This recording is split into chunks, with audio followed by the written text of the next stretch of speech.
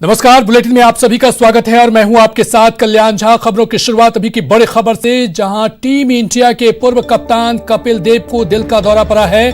कपिल देव अस्पताल में भर्ती कराए गए हैं। ओखला के फोर्टिज में भर्ती हैं कपिल देव। तो ये बड़ी खबर आपको बता रहे हैं, जहां पर पूर्व टीम इंडिया के कप्तान कपिल देव को दिल का दौरा पड़ा है। कपिल देव अस्पताल में भर्ती कराए गए हैं। ओखला के फोर्टिज में उन्हें भर्ती कराया गया है। टीम इंडिया के पूर्व कप्तान कपिल देव को दिल का दौरा पड़ा है और कपिल देव को अस्पताल में फिलहाल भर्ती कराया गया है। ओखला के फोर्टिज में वो भर्ती हैं।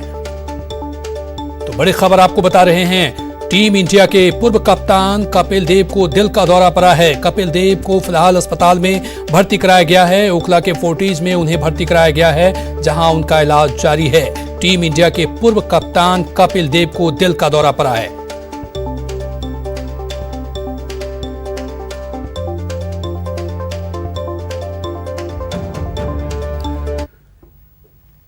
वही अगली बड़ी खबर जयपुर से, जहां एसीबी की टीम ने कार्रवाई करते हुए जेडीए ऑफिस चित्रकूट में कार्रवाई की है और घूसखोर अमीन और एक दलाल को ट्रैप किया है। साथ ही 10,000 की रिश्वत लेते अमीन को गिरफ्तार किया है। एसीबी ने एक दलाल को भी इस दौरान गिरफ्तार किया है। तो एसीबी की लगातार कार्रवाई जारी है और इसी के दौरान जेडीए ऑफिस चित्रकूट में बड़ी कार्रवाई करते हुए घूसखोर अमीन और एक दलाल को ट्रैप किया है। 10,000 की रिश्वत लेते अमीन को गिरफ्तार किया है। एसीबी ने एक दलाल को भी गिरफ्तार किया है। इस दौरान चलिए और अधिक जानकारी के साथ हमारे संवाददाता राकेश जुड़ चुके हैं। राकेश, लगातार एसीबी की टीम कार्रवाई कर रही है। इसी के दौरान जेडीए ऑफिस चित्रकूट में भी कार्रवाई के दौरान एक घूसखोर अमीन को गिरफ्तार किया गया है। क्या कुछ जानकारी इस बाबत? देखो, एसीबी के पास में तकरीबन 24 घंटे पहले ये सूचना मिली थी कि जोन नंबर 17 के पास में एक अमीन है। इसके अलावा डीसी और कई और ऑफिसर्स हैं जो कि परिवादी से पैसा मांग रहे थे। इस एवज के अंदर 10,000 रुपए की डिमांड की गई थी। परिवादी के द्वारा इस पूरे घटनाक्रम को लेते हुए 10,000 रुपए की डिमांड को पूरा करने का प्रयास किया गया और कहा गया कि ठीक है, उनके द्वारा जो भी है परिवादी द्वारा ये पेश कर लिया जाएगा। सबसे पहले आप विजुअल में देख सकते हैं कि बजरंग लाल नेहरा है, ये अमीन है जोन नंबर 17 के अंदर, जेडीए के जोन नंबर 17 के अंदर। इसके अलावा राम सिंह और बद्री जो कि वर्कर्स कॉलोनी में दलाल की भूमिका निभा रहे हैं। इस पूरे घटनाक्रम में इन दोनों का दलाल के रूप में भूमिका निभाना यहां पर सामने आया है। और जो परिवादी है, इसका डायरेक्ट डीसी से संवाद हो चुका था और उसके बाद में भी परिवादी को किसी भी प्रकार से आश्वस्त नहीं किया गया कि उनका काम कर दिया जाएगा। कर्नल साहब, आप परिवादी के रूप में थे। एक अच्छी बात इस पूरे प्रकरण के अंदर यह है कि परिवादी को एसीबी ने बहुत खुले रूप से यहां पर स्पष्ट कर दिया है कि 24 घंटे के अंदर उनकी शिकायत मिलने के पास में 24 घंटे पर कार्रवाई हुई। आप कितने आश्वस्त हैं एसीबी की कार्रवाई से और क्या इस तरीके के लोगों को सिस्टम में रहना चाहिए? मैं 100% आश्वस्त हूं और एसीबी ने बहुत अच्छा काम किया। क्या आपको लगता है कि इस तरह के लोग सिस्टम में रहने चाहिए? इस तरह के लोगों को सलाखों के पीछे भेजना चाहिए। किस किस लोगों से आपको जोन नंबर 17 में किन किन अधिकारियों से आपकी बात हुई थी? डीसी से बात हुई थी। डीसी खुद रिश्वत लेने के अंदर इन्वॉल्व था और अपने अमीन को दलाल बना रखा था और अमीन ने सोसाइटी अध्यक्ष को दलाल बना रखा था। सोसाइटी अध्यक्ष के साथ एसोसिएट दलाल राम सिंह। आपको यहां तक कहना पड़ गया कि एक आप आर्मी के एक्स ऑफिसर्स हैं और मैंने डीसी को रिक्वेस्ट किया तो उसने सीट तक नहीं ऑफर करी। उसके मुंह पे तो ऐसा खून लगा हुआ है कि रिश्वत के अलावा कुछ जानता ही नहीं है वो। इसके अलावा आपने उच्च अधिकारियों से किसी से शिकायत करना सही समझा या डायरेक्ट आप एसीबी के पास चले गए? मैं जेडीसी के पास जाना चाहता था, लेकिन फिर मैंने देखा कि ये करप्शन का मामला है। I approach ACB. ये आप विजुअल के मार्फत से और मेरे साथ में परिवादी, पहली बार ऐसा हुआ है कि 24 घंटे के अंतराल के अंदर ये ट्रैप की कार्रवाई को पूरा कर लिया गया हो और परिवादी खुलेआम ये इस चीज को कह रहा है कि जोन 17 के अंदर, जेडीए के जोन 17 के अंदर डीसी से लेकर निम्न स्तर पर बैठा हुआ ये अमीन सभी भ्रष्टाचार में लिप्त हैं। ये लोग बिना किसी पैसे के लिए हुए इस तरीके की कार्रवाइयों, इस तरीके से लोगों को अरेस्ट करते हैं। इसके अलावा इस पूरे घटनाक्रम पर मैंने आपसे बात कर ली। मैं एक बार एडिशनल एसपी एसीबी से बात कर लेते हैं इस पूरे घटनाक्रम पर कि उनको क्या सूचना मिली थी जिसके आधार के ऊपर ट्रैप का पूरा षड्यंत्र बनाया गया और उसके बाद में यहां पर इस ट्रैप की कार्रवाई को की गई। हालांकि एडिशनल एसपी नरोत्तम वर्मा यहां पर मौजूद हैं और उन्होंने इस घटना के बाद में तत्काल प्रभाव से डीसी को कॉल किया और कहा कि वो मौके पर आए और वो आगे के इन्वेस्टिगेशन में सहायता करें, क्योंकि उनका एक सरकारी कर्मचारी अमीन यहां पर अरेस्ट होता है, 2 दलाल यहां पर गिरफ्तार होते हैं। कुछ ब्रीफ करना चाहते हैं, नरोत्तम जी से बात कर लेते हैं। 3 लोगों को गिरफ्तार किया है, जिसमें जो अमीन है वो है बजरंग लाल मेहरा, और दूसरा जो है दलाल जो राम सिंह, और तीसरा जो है बद्री सिंह। इन 3 को गिरफ्तार किया है। और जो विकास समिति का अध्यक्ष है धर्मपाल, वो अभी उसका मोबाइल स्विच ऑफ आ रहा है, उनको हम कांटेक्ट कर रहे हैं। अगर वो आते हैं तो उसके अकॉर्डिंग हम कार्रवाई करेंगे। सर, ये पूरी जो घटनाक्रम हुआ, जो पूरी कार्रवाई हुई, कहीं आपको लगता नहीं कि वास्तव में उच्च लेवल के अधिकारी भी इन पूरी तरीके से दलाली के अंदर इन्वॉल्व हैं?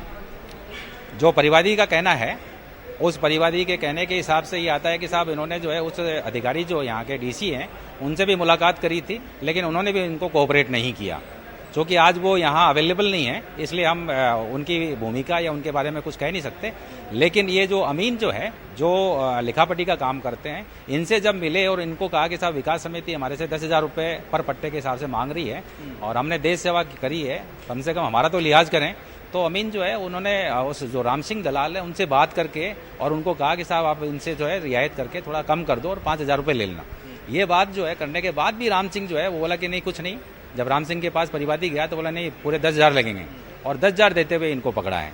तो ये जो इनका नेक्सस है कि जैसे विकास समिति जो है वो हर कॉलोनी की अलग होती है, मेनली जो ये जो प्लॉट्स काटना, उनकी रोड्स है, प्लॉट्स है, इनकी जो भी एरिया है उसको कम करना, ज़्यादा करना, ये सोसाइटी का काम होता है, ना कि विकास समिति का। विकास समिति का सिर्फ काम होता है उस एरिया के डेवलपमेंट का काम को देखना।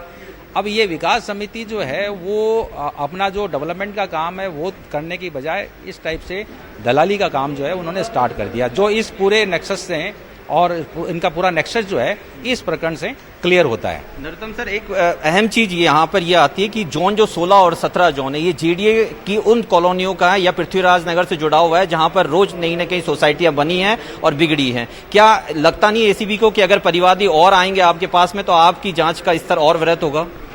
ऑब्वियसली अगर कोई भी परिवादी आएगा, हम उसकी बात को सुन करके जो भी आगे कार्रवाई करनी है वो करेंगे।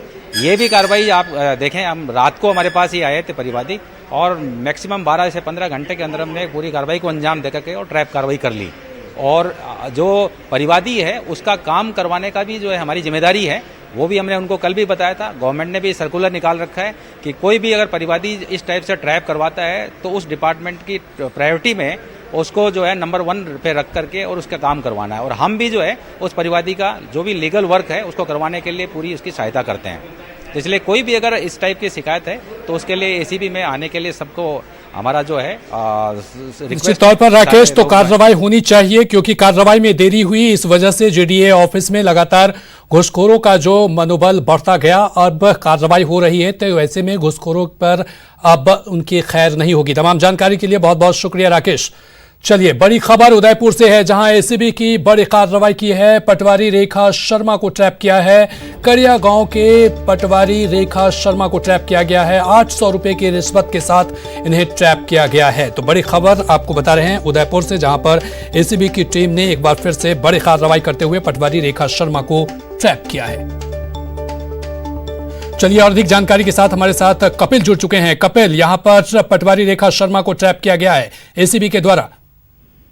जी बिल्कुल, देखिए अभी तक जो जानकारी मिली उसके अनुसार एडिशनल एसपी सुधीर जोशी के नेतृत्व में इस कार्रवाई को अंजाम दिया गया और एक परिवादी महिला बताई जा रही है जो कि एक लोन लिया था और उस लोन की चुकता होने के बाद पटवार मंडल से एक एनओसी प्राप्त करनी थी। तो उसी एनओसी को लेने के एवज में पटवारी रेखा शर्मा ने रिश्वत की मांग की थी। एसीबी ने पूरे मामले का सत्यापन किया और आज 800 रुपए की रिश्वत लेते हुए रंगे हाथों गिरफ्तार किया है। तो ऐसे में अभी भी जो एसीबी की कार्रवाई है वो जो पटवारी रेखा शर्मा का देवाली स्थित निवास है वहां पर चल रही है। जो जानकारी मिल रही है उसके अनुसार कड़िया पटवार मंडल में कई वर्षों से ये पटवारी कार्यरत थी। कई बार ट्रांसफर होने की भी बात सामने आ रही है, लेकिन हर बार उसे कैंसिल करा दिया जाता था। और जो ग्रामवासी हैं वो इस पटवारी के रवैये से और भ्रष्ट रवैये से खासे परेशान थे और यही वजह है कि जब लगातार रिश्वत की मांग की जा रही थी तो एक महिला ने एसीबी में शिकायत दर्ज कराई और आज ये भ्रष्ट पटवारी जो है वो एसीबी की गिरफ्त में है। कपिल, क्या कार्रवाई में देरी हुई जिस वजह से इनका मनोबल बढ़ गया था और लगातार घूस की मांग कर रहे थे? देखिए एसीबी किसी भी रिश्वत प्रकरण पर शिकायत के बाद में कार्रवाई करती है, तो ऐसे में आम जनता को यही जागरूक करने का प्रयास किया जा रहा है कि यदि कोई भी सरकारी नुमाइंदा रिश्वत की मांग करता है तो तुरंत एसीबी के पास में शिकायत दर्ज कराएं, ताकि जल्द से जल्द रिश्वतखोर कर्मचारी एसीबी की गिरफ्त में आ सके। बहुत बहुत शुक्रिया तमाम जानकारी के लिए कपिल। तो यहां पर एसीबी की लगातार कार्रवाई जारी है।